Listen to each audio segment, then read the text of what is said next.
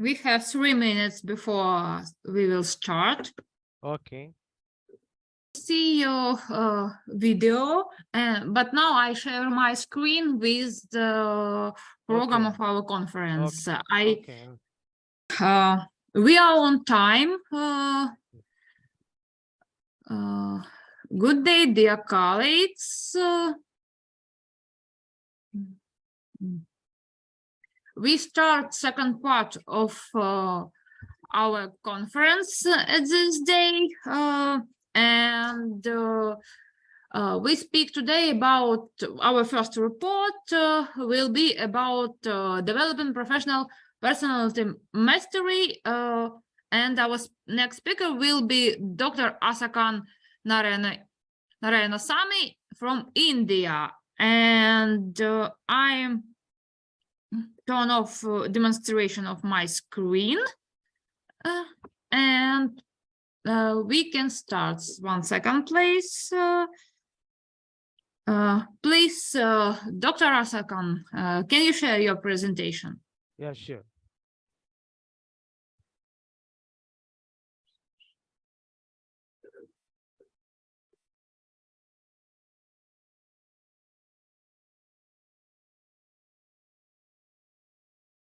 Is it okay now? Yeah, it's okay. We see your presentation. Yeah. Can I start, ma'am, or wait? Yeah, you can start, Okay. please. Yeah. A very good afternoon and good evening to one and all present here. I am delighted to be part of the uh, 20th International School Seminar on Modern Pedagogical Technologies in Education. I am delighted to be part of this. I am very grateful to Professor Serhi Rodriguez, uh, the head of this methodological department, to give an excellent opportunity to interact with the teachers of Ukraine. Interacting with the teachers is one of my personal passion. So I'm very grateful to all people giving excellent opportunity for this. Okay. So we'll go for this developing a professional personal mastery. So this is my overview of my discussion for next 45 minutes. So this discussion is mainly for the teachers on three major areas. One is curriculum formation. Second one is the teaching learning process, that is delivering the content. And third one is the assessment and evaluation.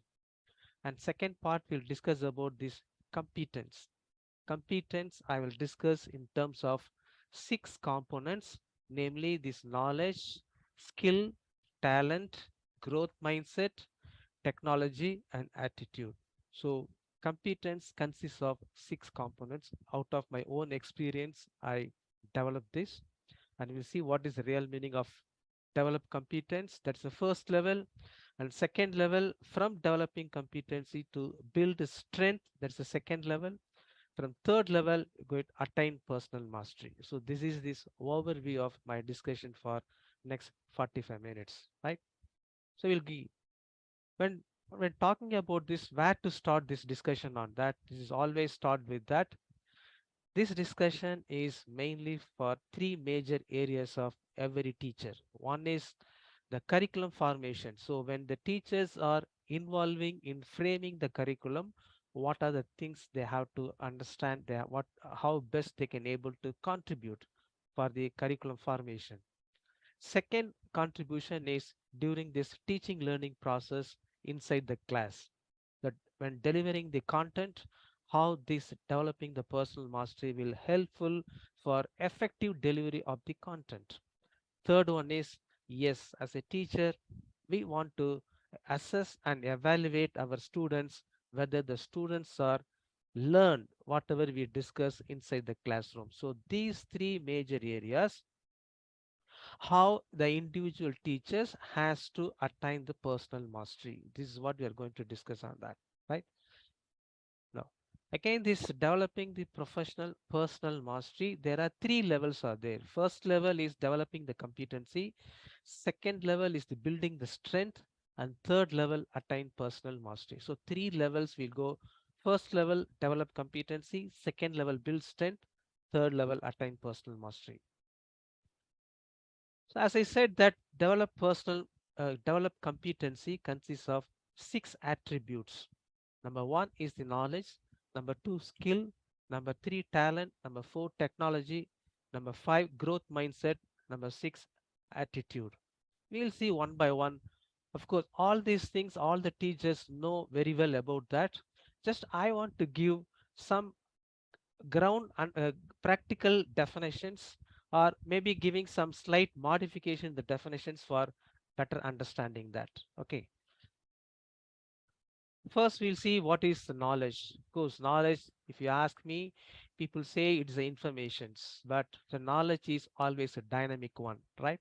So the term knowledge reflects our belief that disciplines, maybe physics, maybe chemistry, maybe mathematics, maybe history, are constantly changing and evolving in terms of the knowledge that shares a consensus of acceptance within the professional community or the discipline that.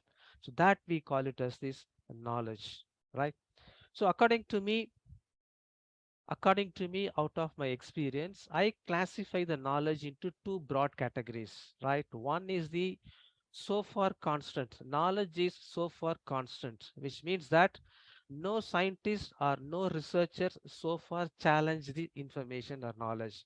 For example, if you take Newton's law of gravitation, so far, no scientists, researchers challenged the Newton's law of gravitation.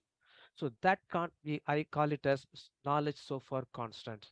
So this historically shared knowledge that defines the subject matter of a particular discipline, right? So another second category of knowledge is continuously changing. It's a very dynamic, right? So changes are made as new scientists and researchers are challenging the old information's old knowledge, and they are creating the new knowledge every day and certain fields. So depending upon my field or individual's field, we have to be very conscious that what are the changes is continuously happening in my domain, in my subject domain. So those I have to keep update myself, which why that's why I call it as this. Whenever there is a change in updation or change in the new formation of the knowledge, we have to unlearn, which means that we have to remove the old knowledge what we studied in our school days or college days. Then we have to relearn the new knowledge in our subject domain. So that, according to me, there are two types of knowledge, right? One is so far constant, another one is continuously changing. So far constant means so the knowledge like Newton's law of gravitation, so far no scientist or researcher challenged, which remains constant till yes researcher or scientist challenge this one. Knowledge is dynamic. Every day researchers and scientists are bringing up new knowledge. Those knowledge we have to be very constantly update, constantly alert in observing the new information whenever it is shared by the scholarly community in our subject domain. And yes, the old knowledge we have to remove from our mind, the long-term memory that we call it as the unlearn, and the new knowledge we have to relearn. So this is very important when you want to develop this personal mastery. So knowledge can be transferred from one person to another person. Definitely, any kind of knowledge can be transferred from one person to another person, right? Second one is the skill. Skill is related to the role. What are the different roles? The teachers are playing different roles. For example, when you go to the class, we play the role of teacher. When we setting the question paper for conducting any assessments, teachers play the role of question paper setter. When the teachers go to the examination hall for doing the invigilation duty or work, then teacher plays the role of invigilator. So don't confuse with this your designation, your hierarchy. So with each designation is demanding different types of roles. So the skill is related to the role what the teacher is playing with respect to the performance we expected from individual teachers. So skills are how to accomplish a task with respect to the role I am playing step by step, one by one. That we call it as the skill. So skill is how to accomplish a task with respect to the role which I have to perform, step by step, how to accomplish that. That we call it as the skill, right? And yeah, sorry. The best way to teach a skill is break down into total performance into different steps so that one by one is very easy to accomplish it. So any difficult complex subject complex activity is there, break down into one by one, so you try to accomplish one by one, we can able to attain the mastery in any kind of skills is. So the best way to develop a skill is practice, practice, practice. Okay, so how many hours one can practice to attain the mastery again, right? So that's another question is there. So that we, so this they are the skills are the capabilities that can be transferred from one person to another person. So skill is the procedural knowledge. So let us not assume knowledge and skills are different. They are both are one and same to some extent. So skill is the procedural knowledge. So when you talk about the skill is embedded in the knowledge itself. It's embedded in the knowledge. So skill is the procedural knowledge. If you do not know how to do a particular experiment in the lab, this procedure, we cannot perform that particular experiment in the lab. So skill is the procedural knowledge, right? So how many hours do you want to practice if you want to become the master in any particular skill, whether it is these programming skills or whether it is these cooking skills or whether you want to driving skills or you want to develop any other point of skills you want to develop, how many hours you want to practice. So there is a there is a research output is there in this sense that this is a Malcolm Gladwell in his book Outliers. He pointed out that the 10,000 hours is the amount of practice you must put into attain the mastery in any of the particular skills. So the moment you attain 10,000 hours practice, you will become number one in this world. Don't worry about all the skills, all the people need not become the number one in this world. This is only the indication. This is only the indication which emphasize that if you want to develop the skill, how many number of hours you practice every day, that matters. So how many number of hours you practice per day, that matters, that, right? So this is the number of practice is there. So repeated practice, do you think that's is another gentleman called another, if you daily repeat the same repeated the practice, not only this number of hours matters to become the master in any particular skill, you need to do the deliberate practice. So deliberate practice is very very important. That's another social psychologist called the Erickson is by research he's identified, they introduced the term deliberate practice, right? So deliberate practice is it is always the goal oriented, often you have to do very individually and consists of repeated striving reach beyond your current level of performance, right? So the distinction between the deliberate practice aimed at a particular goal and generic practice is crucial because not every type of practice leads to the improve your ability, right? Okay, so what are the four different components of deliberate practice? So there are four components of deliberate practice. One is this defined goal. Second one is the absolute focus. Third one is this immediate feedback. And fourth one is the desired difficulty. So when you're talking about the defined goal, you have to break down your desired activities. So within the particular skill, which level of mastery you want to achieve, whether you are the beginner, whether you want to have this first level of mastery, whether you want to go to this next second level of mastery, or you want to go to the highest level of mastery. There may be some different levels in the mastery level if you take any particular skill develop. So you have to fix the goal, which level of mastery you want to achieve, whether you want to fresh first achieve the first level, whether you already achieved the first level of mastery, go to the second level upon that. So first you have to fix which level of mastery you want to attain the goal. That's we call it, so define the goal within the mastery levels, right?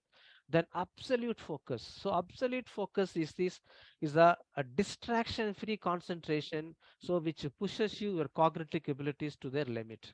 So distraction free concentration, that's very very important, that we call it as the absolute focus, distraction free concentration.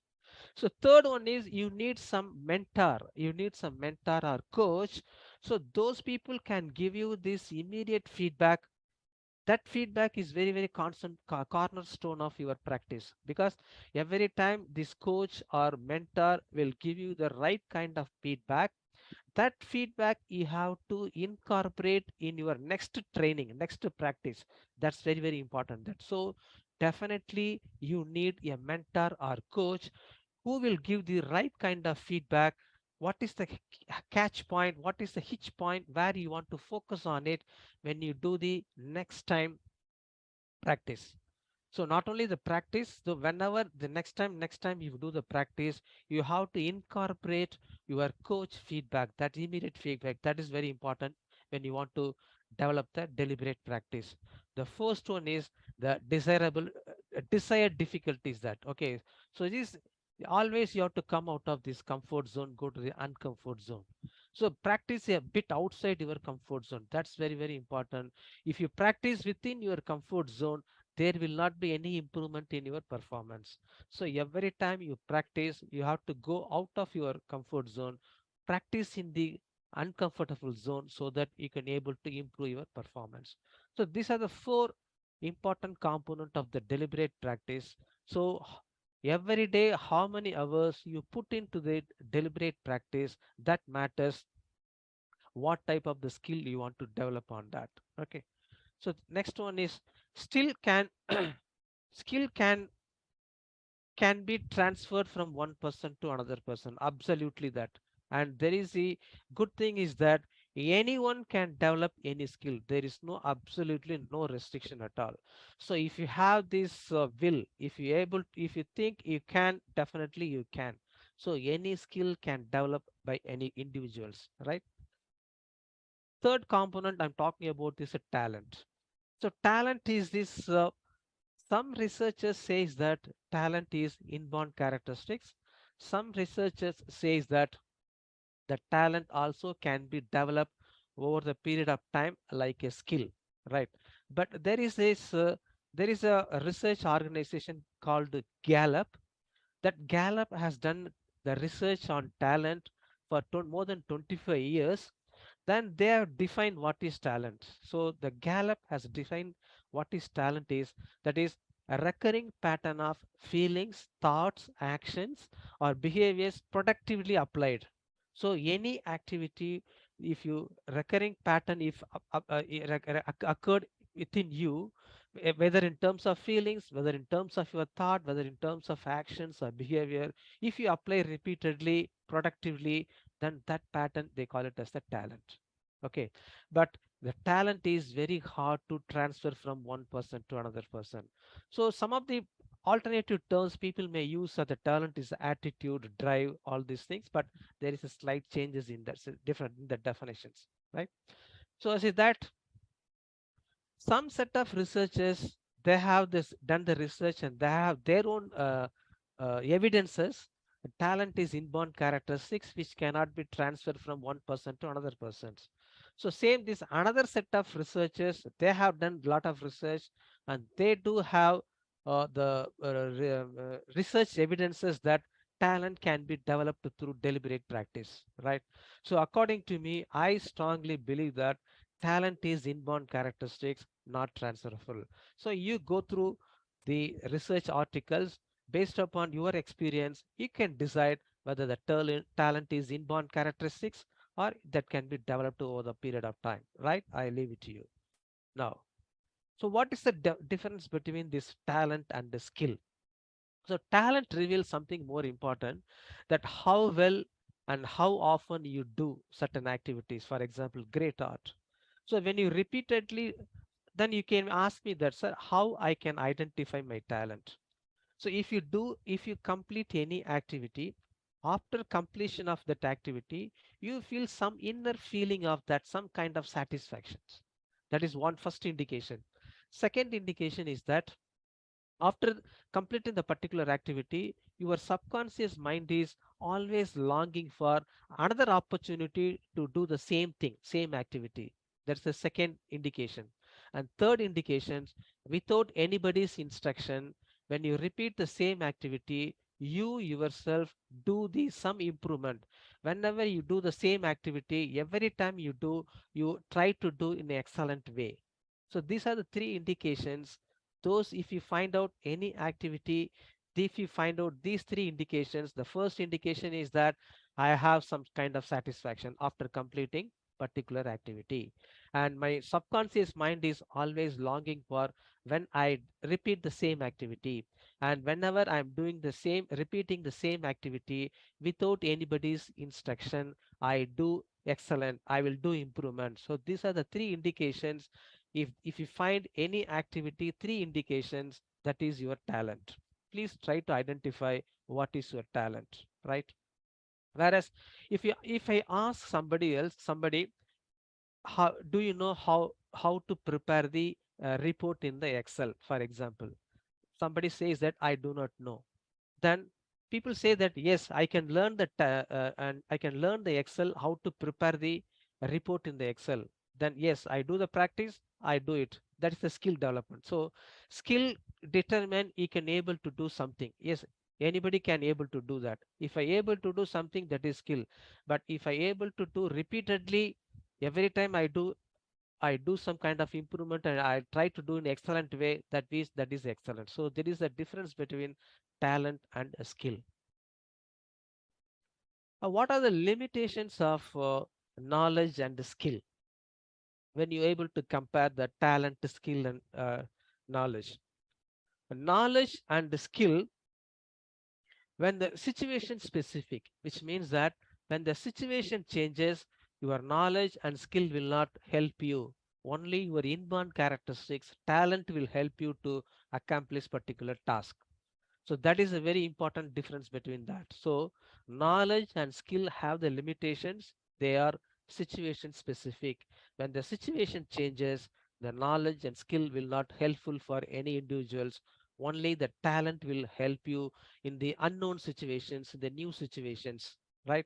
So knowledge and skill can be transferred from one person to another person, where the talent is the inborn characteristics which cannot be transferred from one person to another person. Only that every individuals has to realize that yes, I want to improve certain activities, then only they can able to develop on it, right? Now as a teacher, first we have to identify what is our talents. As a teacher, it is our responsibility to identify what is the talent of our students. That's very very important, that because whenever we work with the students, we always want to work with their talents. Then only we can able to unleash their students maximum potential. So these are the difference between these three things, right?